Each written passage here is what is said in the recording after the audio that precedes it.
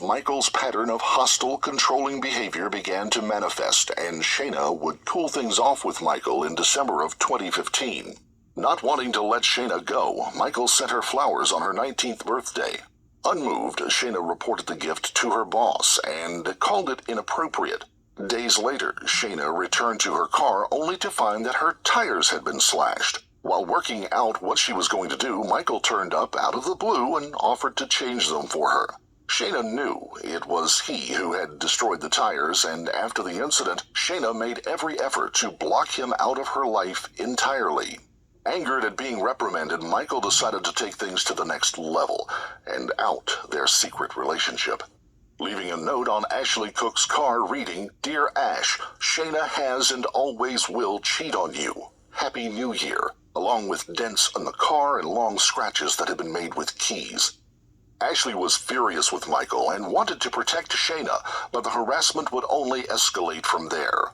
Shana, who was now living in a bungalow in Christory Road, Mile Oak, with 2 roommates who would begin to notice Michael standing outside of her home, waiting for her in the mornings. Trapped, Shana would wake up with a sinking feeling, knowing that if he wasn't outside her house, he would be waiting for her at work. As instances began to add up, including one where he struck her with car keys, Shana turned to Sussex police for help, reporting Michael on February 8, 2016 for stalking and harassment. Shana told the call handler, "I really don't know how to start this conversation, but I think I'm being stalked." Officers took her report, but Shana omitted some details, telling the police that Michael was simply a colleague who had misconstrued the parameters of their relationship and had grown obsessed with her. After taking her account, a police officer approached the pair's workplace and spoke to the HR manager there. Here, the officer told the HR manager that he was worried about Shana's safety, but took no further action against Michael, citing a lack of evidence, and simply warned him to stay away from the 19-year-old. Not taking the police advice, the stalking only continued, and on the evening of March the 24th, Shana attended an office party for a short while, leaving early. Her 2 roommates had also attended the same party, and to Shana's horror, had returned home with Michael. Angry and upset when she saw him turn up, Shana left the house and began walking in the direction of Ashley's home. Michael followed her up the street, and he ran at her, pulling her hair and taking her phone in a vicious attack. A passerby pulled over and consoled Shana on the street before taking her to Ashley's home, where she relived the incident to her boyfriend and his parents. The police were called, and the next day, Sussex police officer Trevor Godfrey arrived at the home to take a statement. Breaking protocol, Ashley was allowed to stay in the room with Shana as she recounted the events of the night before. Because of this, Shana omitted the details of her and Michael's relationship from her statement and asked the police to keep Michael away from her. However, when Michael was interviewed, he produced texts between the pair that led the officers to believe that they were in a relationship. Thinking this was nothing more than a lover's tiff, Officer Godfrey decided to take action.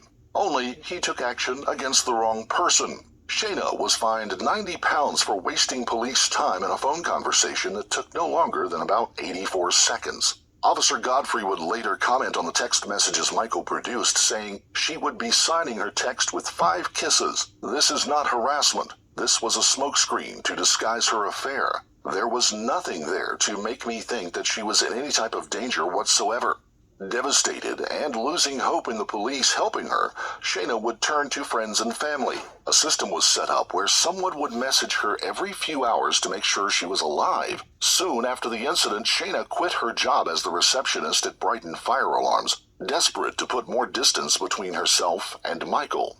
But, as is the case in so many situations of domestic violence, leaving is often neither easy nor a safe option. With victims going back to their abusers multiple times before leaving for good, Shana was no different. Michael would bombard her with texts and calls, leaving hundreds of messages threatening to kill himself if he couldn't have her. Eventually she gave in, and by early 2016 in June, Shana had broken things off with Ashley, and the pair was once again in a relationship, even going to a Rihanna concert at the Wembley Stadium together. But with Michael's behavior out of control, this relationship ended in early July of 2016, and Shana decided to give things another go with Ashley. Angered, Michael stole a key to her home as she left, setting a new plan in motion. By this time, he had lost his job after the alarm company had found that Michael's work vehicle, which was fitted with a tracker, had regularly been seen at Shana's home during office hours. Michael was suspended pending investigation, but would later resign, giving him more time to obsess over the 19-year-old victim. On July the 8th at 6 a.m., Michael used a key to break into the bungalow and crept into Shana's bedroom. Shana, having heard the footsteps, hid under the duvet under the guise of being asleep, and she held her breath as she heard someone standing over her. Minutes that felt like hours crept by, and eventually Shana heard the sound of him leaving.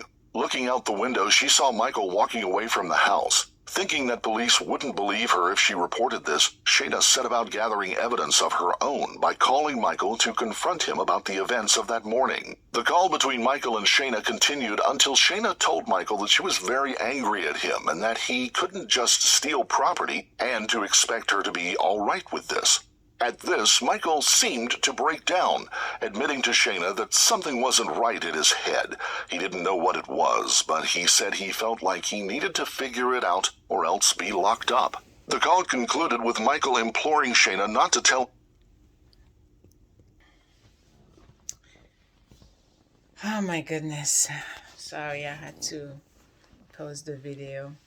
I just wanted to give my reaction to this. Domestic abuse is so wrong. It's so criminal. It's so evil. So devilish. Please, sister, do not stay in an abusive relationship.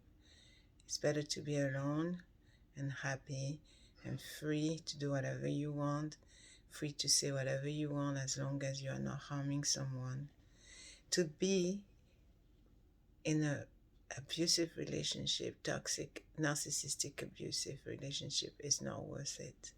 I'd rather be by myself, single, happy, feeling at peace, having serenity, tranquility, than walking on eggshells, feeling threatened, feeling scared and afraid inside a relationship with a man that is a liar, manipulative, a narcissist, dangerous to my well-being, to my health, to my mental state of mind.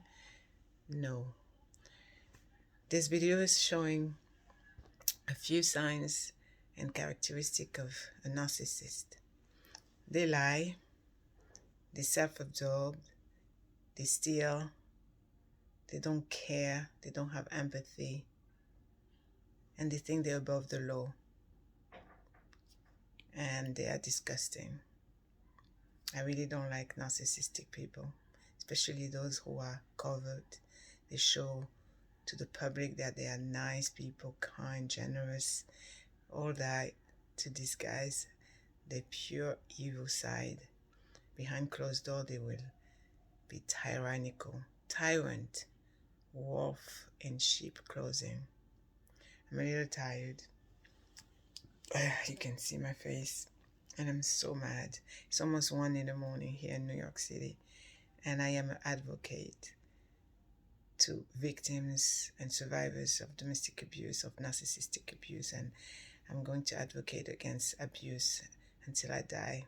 I lived it, I experienced it, and I left.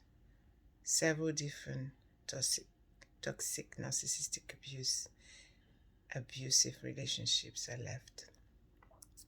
Over time, I have regained my self-love, self-confidence, self-respect. I know now, and I can smell miles away a narcissistic person, a man that is wearing a mask, showing he's one thing, but he is another. I will never, God willing, inshallah, never be with a narcissist. Never. I'd rather stay and die alone by myself. Return back to my creator, my maker. And there I will find me a partner for life, for eternity. I'd rather do that than be in another narcissistic relationship. I miss the sex. I'm a human being. I have my physical desire, my sexual desires, but I'm staying strong. I'm staying strong, no sex. And I'm good. I'm good. I focus on other things so I don't think about, the physical pleasure. I don't think about sex until if one day, God willing, He said that this is the right man for you, now you can marry, then yes. But otherwise, I'm good. I'm good. So remember, do not stay with a narcissist, and tell someone. Don't remain silent. As soon as you are being abused, tell someone. Don't feel ashamed. Don't feel embarrassed. 2 out of 5 women are being abused every single day here in America. And I think 3 out of 5 men, I think it's 3 out of 5 women are being abused and 2 out of 5 men are being abused every single day. I have to do my research and let you know the exact number, but it is scary. It's extremely scary. I love you, my beautiful sister. I'm about to go lay down, get some sleep. And I hope that you are taking care of yourself, mentally, physically, emotionally. You need to take care of yourself so the people that you love, that care about you, that you do love and you care about, can enjoy you, benefit from your optimum state of mind and health. Because if you're not healthy, how you're going to take care of other people? If you're a mother, for example, and you're not healthy, how are you going to take care of your children? So you come first. Repeat after me. I can, I will, nothing can stop me. I can, I will, nothing can stop me. I can, I will, nothing can stop me. This too shall pass, my sister. Every single day, one day at a time. Just continue being grateful. Thank God every single day that you're breathing His air that He gave you for free. Thank Him, okay? Somebody give you a gift, you're not going to knock on the neighbor's door and say, thank you, neighbor. You're going to thank the person that gave you the gift.